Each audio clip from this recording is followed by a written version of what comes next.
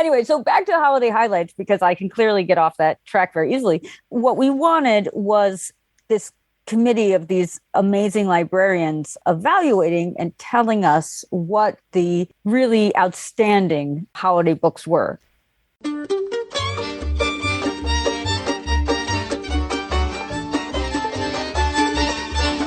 This is The Book of Life, a show about Jewish kidlit mostly. I'm Heidi Rabinowitz. Regular listeners will remember my friend Susan Kusel, a librarian, bookseller, and author with whom I do a lot of projects to promote Jewish children's literature. Today she joins me to talk about holiday highlights. This is a committee we set up through the Association of Jewish Libraries to identify the best new Jewish holiday books for kids. We'll tell you all about holiday highlights and about the brand new Passover picture books on the latest list. And many thanks to Amy Lilien-Harper, Robbin Friedman, and Sylvie Shaffer for lending their expertise to the Holiday Highlights Committee. Susan, welcome back for the gajillionth time. I thought we were at like a gajillion and three. We might be. I'm losing track, but you are certainly my most frequent podcast guest. Hooray! You win the prize. Yay! What do I win? You win the sparkly tiara that I sent you when you won the Sidney Taylor Book Award. You know, Heidi, I love that so much that I sent you a sparkly tiara. That's right. And if anyone is wondering what these beautiful tiaras look like, Heidi is going to include it in the show notes. I am. So that everyone can see just how beautiful these tiaras are. And we dressed for the occasion. So today we are here to talk about one of our many projects. And this time we're going to talk about holiday highlights. So first, I want you to explain, because it was really your idea, and then I jumped on the bandwagon. All of our projects, Heidi. Most of our projects, you have an idea, and then I say, okay, how can we make that happen? So tell us about holiday highlights. What is the idea, and why did we decide to do this? So I always see Jewish books get displayed in bookstores and libraries, particularly around Hanukkah, around Passover, because there are also Christmas books out and Easter books out. So the Hanukkah and Passover books are the counterpoint books. But what I have found is that the books that are displayed, they're not the current books, they're not the contemporary books. They're not necessarily the best Jewish books available. This kind of coalesced. I was on a trip right around Passover, and I went into a store in a train station, which I understand does not have the best and latest and greatest titles. But I looked at the Easter books, and they were all contemporary. They were all published this year. They're all good titles. And the Passover books, the most current one was 20 years old. And I was just fed up. Like, we got to do better than this. So I talked to Heidi about this, because this is how everything starts. I say, Heidi, you know, I'm really annoyed about this. And Heidi says, let's fix it today. Why don't we do this and that and this? And by the time I'm done complaining, Heidi's already formed a committee. So, well, so it's interesting that you said that it makes sense that libraries have older books, because libraries hold on to their books over the years. Unless it starts to fall apart or becomes dated in some way, a book will stay on the shelves. In a bookstore, it would make sense that they would be getting the newer books because the older books are going out of print. My issue with bookstores would be that they might be promoting the more commercial titles, the ones that have a tie-in to a TV show, something with a sparkly cover, or there's a Hanukkah coloring book. And so I think that that's another reason that we wanted to find another way to draw attention to the high-quality literature about the holidays. It can be challenging if you're not an expert on Hanukkah, if you're not an expert on Passover. Or what about Tu B'Shvat? What about Shavuot? What about Purim? Just because it's a book on Purim, how do we know if it's a good book on Purim? Purim is actually a very tricky holiday, and the books are very challenging. So our goal here, Heidi, as you know, what we talked about, was to find a group of experts through the Association of Jewish Libraries. And we found this really terrific committee that I am so proud of, that are experts in Jewish books. All of them have been on committees like the Newbery, like the Caldecott, the Geisel, who are just true experts. excellent librarians agreed to be on this committee. I was so thankful to look at and analyze specifically the holiday books. On the one hand, we say, oh, there's so many holiday books and can't we go beyond the holidays? On the other hand, a lot of people get exposure through the holidays to Jewish books. And we want to make sure that if you do read a Hanukkah book, you're reading a good one. If you do read a Passover book, you're reading one that really does explain the story of Passover. For example, I wrote a Passover book, and the number of kids who have told me they've never, ever heard anything about Passover and are finding it out through my book is amazing. So a holiday book can be a real bridge. You wrote a Passover book? How come you never mentioned it? You should have paid attention, Heidi. I should. Didn't it win some award or something? That was why I got the tiara in the first place. That's right. That was the main joy of winning the Sidney Taylor Book Award. I got a tiara. Well, I just have to say about the tiara. So actually, we need to give credit where it's due. Yes, we do. Back in, I think, like 2006, the Sidney Taylor Book Award for the middle grade went to Confessions of a Closet Catholic by Sarah Darer Littman. And when she came to our conference to receive her award, her friends had bought her a sparkly tiara to wear because she won this award. And we thought that was just the most fabulous thing ever, that she had this tiara.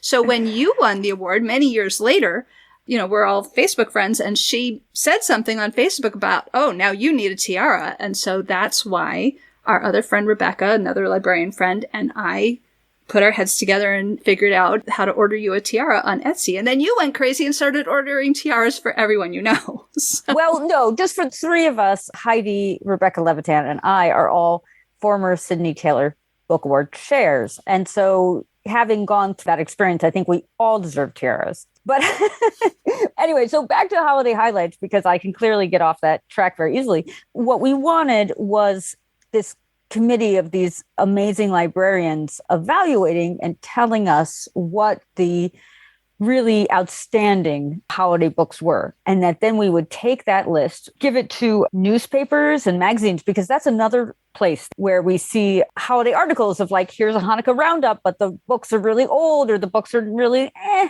So give it to people who write articles, give it to bookstores who want to give it to libraries. We wanted to give it to parents. We wanted to give it to religious schools, public schools. We wanted to give it to anyone who asked, where do I find a quality Jewish book for the holidays that has been vetted by a reputable source? Right. And I want to point out the difference between this and the Sidney Taylor Book Award. Right. Because, of course, the Association of Jewish Libraries already has a book award, and some of these holiday books do get recognized by that book award because they're the quality books. But one of the differences is that the Sidney Taylor Book Award is announced every January, so you have to wait for the whole year and find out in January what books have won. The holiday highlights lists come out during the publishing season when those books are becoming available. So we have it twice a year, a spring list and a fall list. And so those are brand new books on that list that we are telling you, go and get them while they're hot. So we put fall books, which is kind of the high holidays, and Sukkot and Simchat Torah and Hanukkah, of course. And Hanukkah, of course. And all of that on fall. Then in the spring, we put Passover and Purim and Tu B'Shvat and Shavuot. What we also did that was interesting is we put Shabbat onto both lists, depending on when it comes out. So you'll see Shabbat on both lists because Shabbat's a holiday we celebrate every week. Right. Then there's another difference in that when you're only looking at the holiday books, you can really focus in on what's doing its job as a holiday book, even if it wouldn't necessarily win against the several hundred Jewish books that are coming out that same year. Like board books are more likely to end up on the holiday highlights list because these are books that are going to really work for their audience, and they might not be high art, but they are extremely good at what they are doing and what purpose they're fulfilling. There might be 70 or 80 books in the picture book category of Sidney Taylor, and usually, you know, there's one winner, 2 honors, and 5 or 6 notables. Well, what if it's the greatest Tu B'Shvat book you've ever seen, but it can't break into that group? It just has so much more competition. But with this, it's only competing with like a dozen books, maybe. Oh, another thing I wanted to mention, another difference between Holiday Highlights and the Sidney Taylor Book Award is that a book may be eligible for Holiday Highlights if it has come back into print Right. even if it has no changes. So for Sidney Taylor Book Award, it has to be re-illustrated or, seriously re-edited. It has to be different. It has to be new in some way.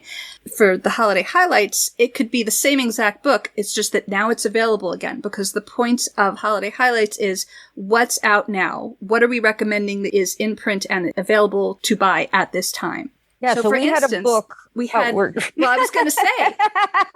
We're going to say the same thing. Right, okay. Well, so I was going to say that Hanukkah at Valley Forge had actually won the Sidney Taylor Book Award many years ago and came back into print in 2021. And so we put it onto the holiday highlights list, even though it wasn't significantly different.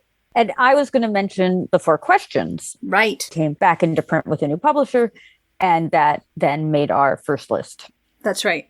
So just a couple of examples of how the lists are very different, actually, from Sidney Taylor.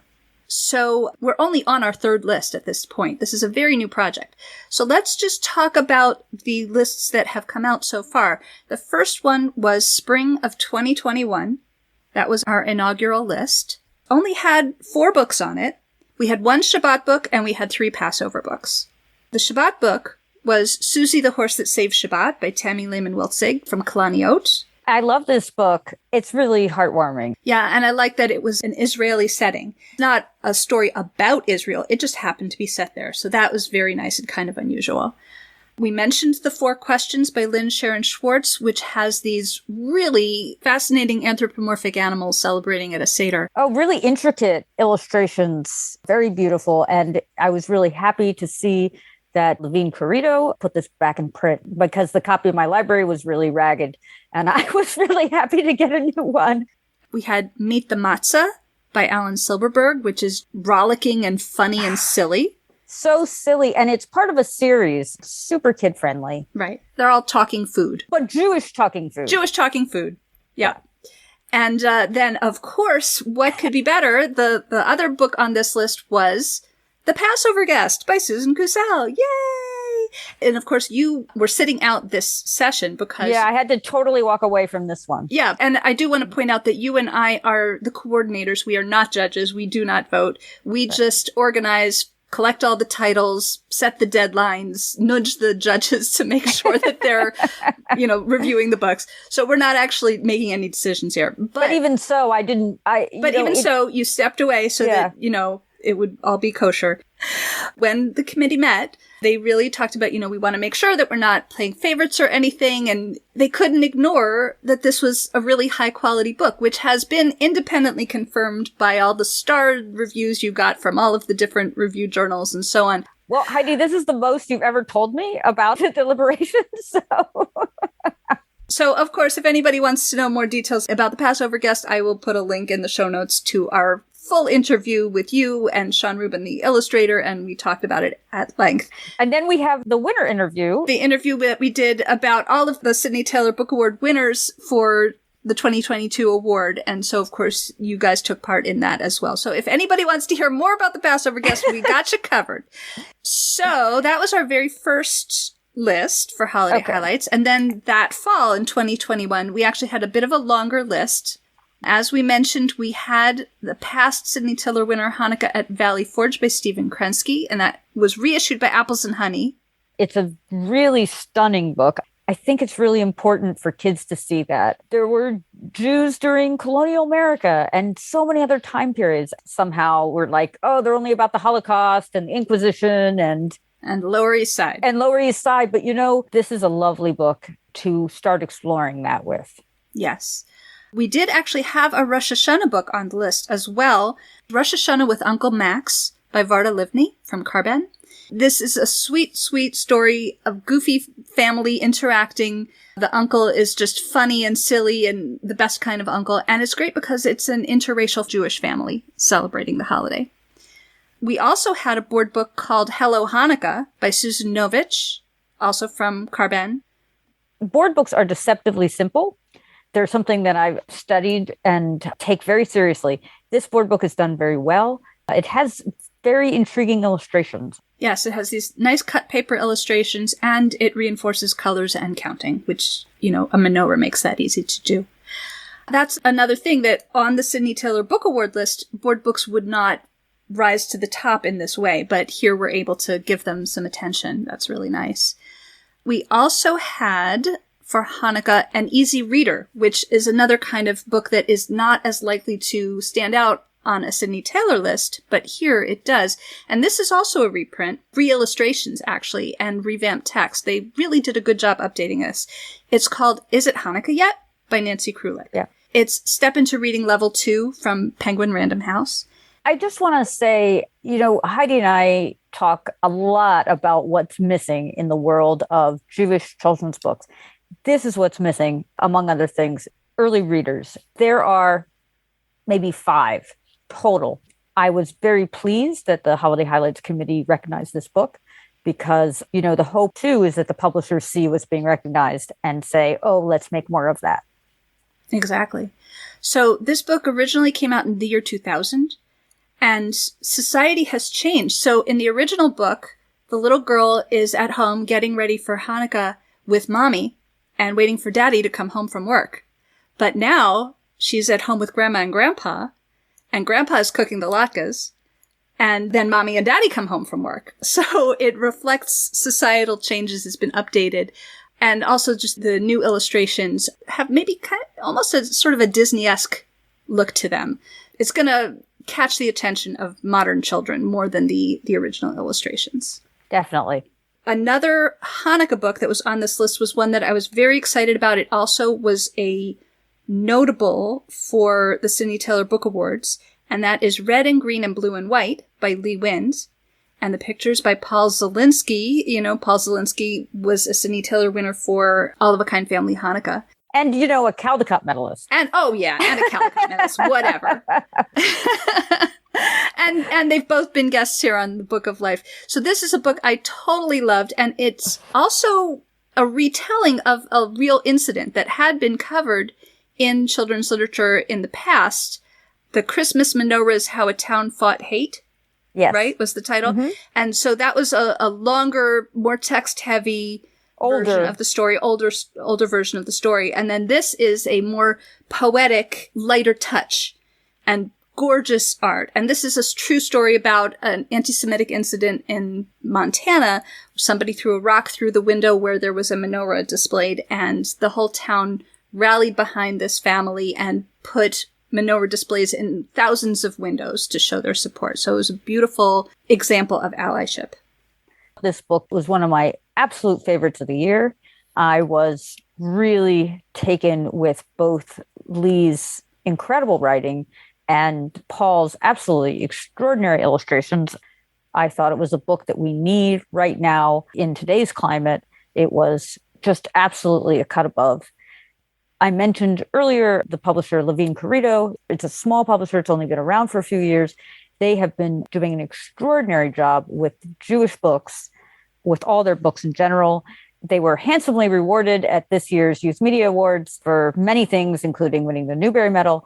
Having watched the company form, it has been really rewarding to see that, and it's been really particularly rewarding in their small list to see them do a large portion of that small list on Jewish literature and exciting Jewish literature and literature that doesn't conform to stereotypes. And so I have been thrilled to see what they have been doing. Absolutely. So the last 2 books on the fall 2021 holiday highlights list are both Shabbat books, and they're both kind of funny, goofy Shabbat books. One of them is Bubby and Bart's Matzo Ball Mayhem by Bonnie Grubman, and that was from Intergalactic Afikomen. And the other was Shark Bat Shalom by Jenna Waldman, and that was from Apples and Honey. Both of these are kid pleasers. They're goofy. They are silly. Bart is Bubby's dog, who is helping her make the matzo balls for Shabbat dinner, and the matzo balls go crazy, and they're bouncing around the room, and they're chasing them around, so it's just a lot of crazy fun. And then Shark Bot Shalom, a shark and a robot, 2 of the top things that preschoolers love. You really can't go wrong. Yeah, and I do want to comment on a couple of the publishers. I just talked about Levine Corrido, but we've also been seeing a number of small Jewish publishers form in the last few years. I just mentioned Intergalactic Afikomen. Note books, and also Green Bean. It's exciting to see the field grow and to see all these new contributions to it. Let's go ahead and talk about the newest list. Yes. The 2022 Spring Holiday Highlights list. We, again, are recognizing some board books. We've got a pair of board books, both by Vicki Weber from Apples and Honey Press. Shabbat Shalom, and the other companion one is called A New Week. And this is actually part of a series of board books. There are some other titles that weren't specifically holiday related, but that were aimed at very, very young children. Helen Oxenberry, who is a pioneer of board books, very much in the early days of the board book world, she did a series, All Fall Down, Clap Hands, Say Goodnight, and Tickle Tickle, those 4 books. And not only were they pioneering books, but they were also kind of multicultural before that was quite a thing. To me, these books that Vicki has done, and there's a few more coming out, to me, these books are in the vein of those legendary books from Helen. And I am so delighted to see books in the Jewish market for Jewish children on Jewish topics that are similar. What I find really terrific is, in addition to the Shabbat Shalom book, she has this book called A New Week, which is on Havdalah. And it is almost impossible to find a book on Havdalah, particularly for a younger kid. So to see this book completely dedicated to Havdalah is terrific. Like Helen's books, these are also multicultural books. I was just delighted with them. I think that that is a very astute observation to compare them to the Helen Oxenberry board books. They have the same vibe. They're very, very simple. Mm-hmm. They feature a diverse cast of Jewish toddlers. Yeah, with that same white background and the same look. Yes. So then let's talk about the Passover books. We had 3 rather remarkable Passover books. None of them takes place anywhere near where we are in North America. And 2 of them, maybe all 3 of them, but at least 2 of them are clearly Sephardic, and the other one could be. Could be. You know, there's nothing to rule it out. So let's go chronologically by when they take place. The one with the earliest setting is Rachel's Seder by Joel Edward Stein, and that's from Carben. So this is a book about Jews during the Spanish Inquisition. If you were going to remain in Spain and remain Jewish, you had to hide the fact that you were Jewish. They were talking about how to have the Seder in secret. And there actually are a few other books about having secret Seders. There's actually one called The Secret Seder. But I thought that this one did a really great job of a creative way of handling the Seder. The Secret Seder, doesn't that take place during the Holocaust, though? It does take place during the Holocaust, but it's still about hiding the Seder. Yes. There have been various times in history when Jewish people had to hide their Jewish practice in order to survive. Yeah. Yes. So I thought this was, first of all, just visually gorgeous. It's got these flowing, richly colored pictures that take place largely on the sea. So they're just beautiful. And I thought that it was a very clever device to have them go out into a boat far away from where any prying eyes could see in order to be able to celebrate. That was clever and probably something that actually happened. I think it did a very good job of explaining the Inquisition and the need for secrecy in a non-traumatizing, simplified manner that was age-appropriate. When you have something very dramatic, but it's necessary for this story, it's hard to explain it to children. And I think in Rachel's Seder, I think they did a nice job of explaining that. It can be very tricky. So it's inspiring also because they found a way to surmount that challenge and be their true selves. It's not only historically interesting and beautiful to look at, but it's inspiring too. So the next book I want to talk about takes place in the 1950s in Iran, and it's A Persian Passover by Eitan Basseri, and this is from Kalaniot. The illustrations colors are extremely rich. There's a lot of really intense red and intense turquoise blue that gives a sense of place, maybe kind of a sense of foreignness to me as a North American reader. It's a little bit of a longer story. I would say that this is more for elementary readers rather than preschoolers. And it's a slice of life where the family is getting ready to celebrate Passover. There's a communal matzah oven where the children take the flour to be turned into matzah, and they have an accident. They trip and mess up the matzah and have to rely on a neighbor to supply them with matzah and, of course, invite her to be part of their Seder. So it's a story about all who are hungry come and eat. I find that to be beautiful, that she helps them and then they help her. And I also love there's a part where the kids go to the market and they ask for matzah, but well, we don't have matzah, but we can give you this and we can give you that. And so everybody is contributing. The community is contributing. And then the community is all baking the matzah together. So it's a very beautiful story. I think it's the kind of story that we need. And we're always talking about stories in different locations. Sephardic stories we don't see as much of. Here we're 2 back-to-back Sephardic stories. It's like exactly what we've been asking for so many years, and there they are. Right, and 2 different kinds of Sephardic stories, one from Spain, one from Iran.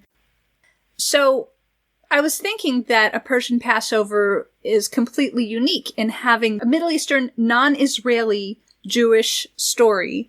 But then you had reminded me that actually it's not entirely alone in this, because there is a recent book called A Persian Princess by Barbara Diamond Golden. And then there's Asnat and her dove. Right, which is a historical tale that takes place in Iraq about essentially the first female rabbi. She wasn't known as rabbi as a title, but she was serving that function in her community. And that was another gorgeous, gorgeous book. Oh, it was stunning. I loved Asnat so much. Oh, that's another book from Living Corrido that I was just in awe of. I loved it. So it's interesting that, those are all very recent books, and we're starting to see some books representing that community. So that's very exciting. So the final book for this season's Holiday Highlights list takes place very recently.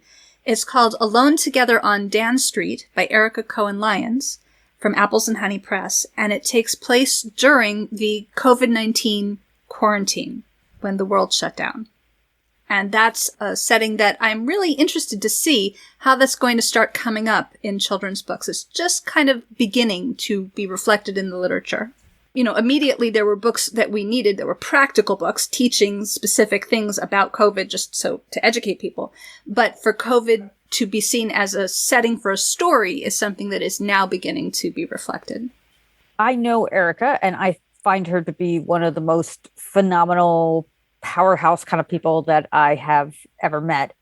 I found this book to be just breathtaking and wonderful and powerful. We keep coming back to this, but it was about community. Yeah, and this one actually got me choked up. The first line of the book is, "It was the year the singing stopped." I thought that was an amazing first line. Yeah. And, it shows just sort of an empty landscape with a cat sitting on a wall. It's showing Jerusalem, so we immediately know where we are. But, everybody was indoors at the beginning of the lockdown. People were just inside, afraid to get near anybody else. So it's really reflecting the way that felt. And then it goes through the way the family keeps themselves occupied and how Passover snuck up on us that year. Everybody was kind of struggling to figure out how could we celebrate a communal holiday where you're supposed to, all who are hungry come and eat, when you can't let people through your door. I mean, Elijah's the only one who it was safe to let into the house. So the final line is where I get choked up because, spoiler alert, the solution that she finds is that this is a neighborhood full of balconies.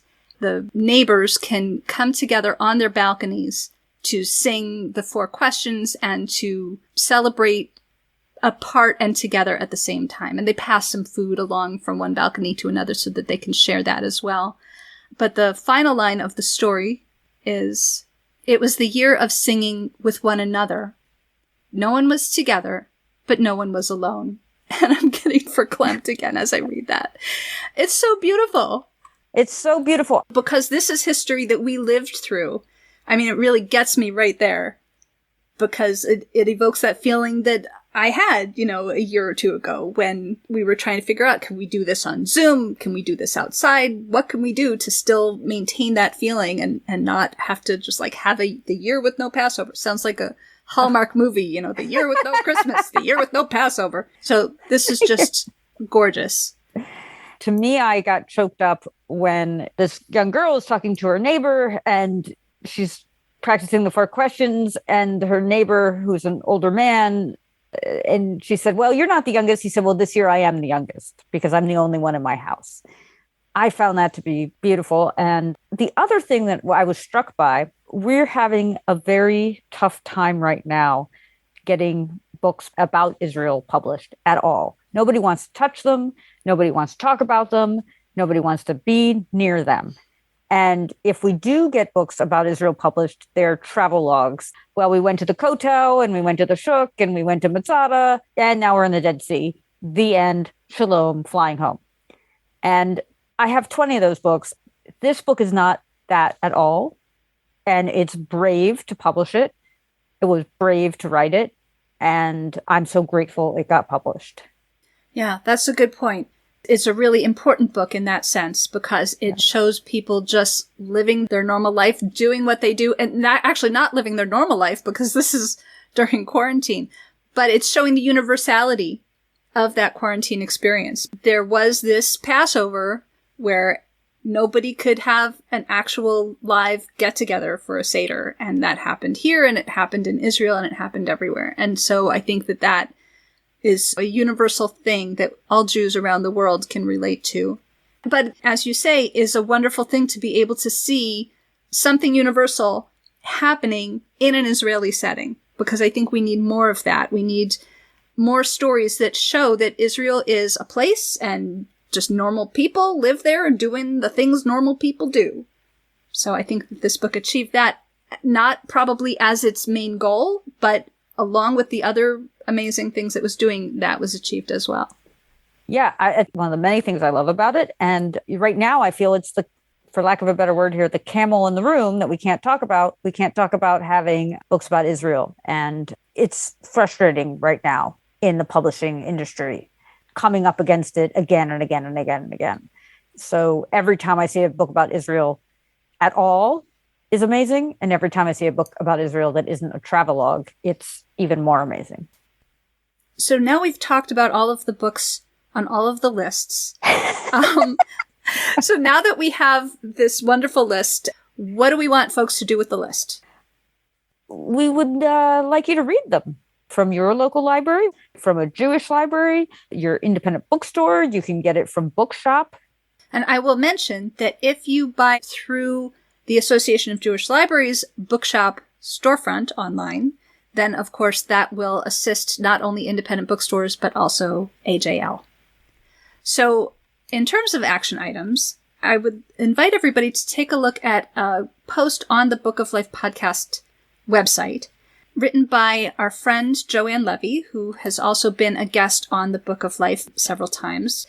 And the post is called How to Support Jewish Children's Literature. And so it completely applies to what we're talking about here with holiday highlights. She wrote a solid list of suggestions about buying books, giving books as gifts, writing reviews of books online at places like Amazon, Barnes & Noble, Goodreads, social media, any place that you can share your opinion. Go ahead and tell people about books that you think deserve attention. Asking your local library to purchase books, discussing them in a book club, and just telling people in general about books that you're excited about. So any of these are actions that we can all do that will cause publishers to make even more great Jewish books. And if you happen to be a journalist who is listening to our conversation right now, we hope that you will cover these in the media, because we would love to see these end up on the seasonal lists that are always being published in newspapers, on blogs. If you're looking to do like a roundup of holiday books, we hope you'll rely on these lists. And also, if you're a teacher, if you're a librarian, if you're a bookseller, we really, truly hope you look at these lists. They're designed for you. We vet these books for you, find the authenticity and all of that on your behalf so that you can trust the work that we have done and put these books out on display, read them to your classes with confidence that these holidays are being well represented, that they're representing the Jewish people well. And you don't have to be an expert in all this, but that you are sharing good literature with the kids in your life. Exactly. So that could be a Tikkun Olam suggestion, but do you have any other Tikkun Olam suggestion that you would like to make today? I do, actually. Passover is coming up, and we talked about the idea, all who are hungry, come and eat. come and share our table, come into our life. So what I would ask is that if you happen to be the kind of person who has a Passover Seder, then maybe you invite someone in this year that maybe you've never invited before. Invite someone who's never been to a Passover Seder, perhaps. I always try to do that. And if you are the kind of person who does not have a Passover Seder, try to attend one. I love that. That's a great idea. And I know that Passover is your favorite holiday. It is my favorite holiday. And that's one of my favorite things about it. As Heidi already knows, once I had a friend, literally the last minute, Passover was starting in like an hour or two. And she called me up. She said, I know I was coming over, but I can't come. I'm so sorry. I'm moving. I have a friend over here. He's helping me move and I just have to cancel. And I said, well, what the heck, bring your friend.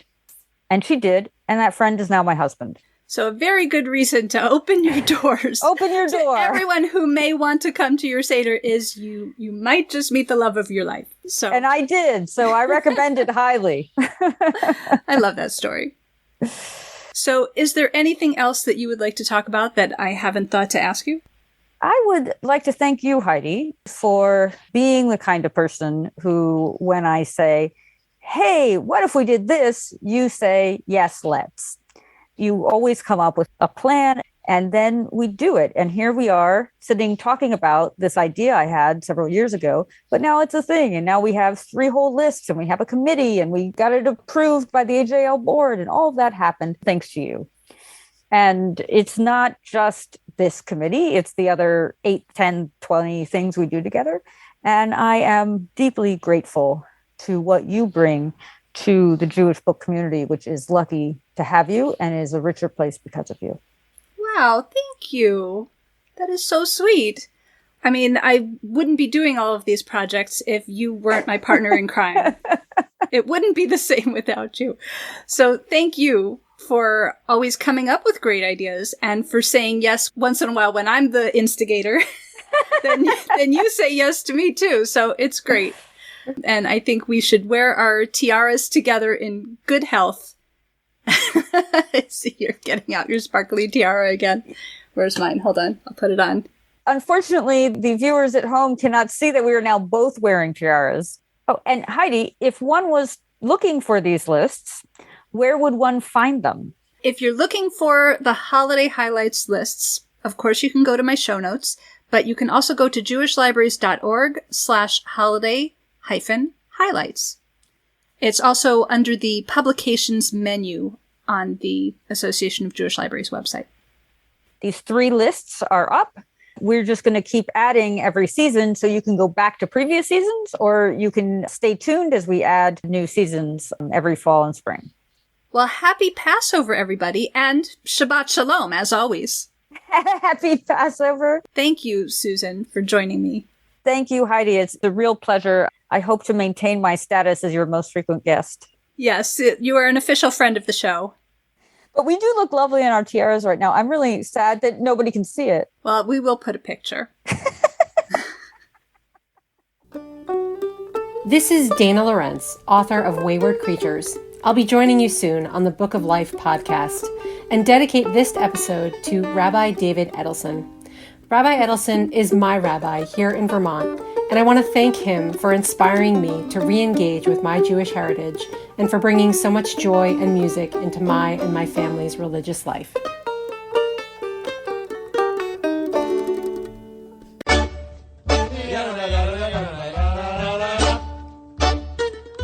Say hi to Heidi at 561-206-2473 or bookoflifepodcast@gmail.com. Check out our Book of Life podcast Facebook page or our Facebook discussion group, Jewish Kidlit Mavens. We are occasionally on Twitter too at Book of Life Pod. Want to read the books featured on the show? Buy them through bookshop.org/shop/bookoflife to support the podcast and independent bookstores at the same time. You can also help us out by becoming a monthly supporter through Patreon. Additional support comes from the Association of Jewish Libraries, which also sponsors our sister podcast, Nice Jewish Books, a show about Jewish fiction for adults. You'll find links for all of that and more at bookoflifepodcast.com. Our background music is provided by the Freilachmakers Klezmer String Band. Thanks for listening, and happy reading!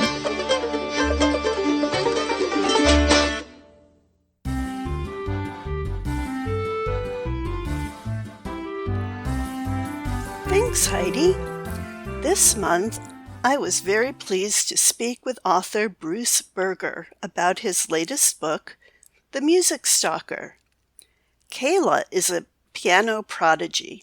From a very young age, she has struggled to balance her musical life with family tensions and mental illness, not to mention the mysterious stalker.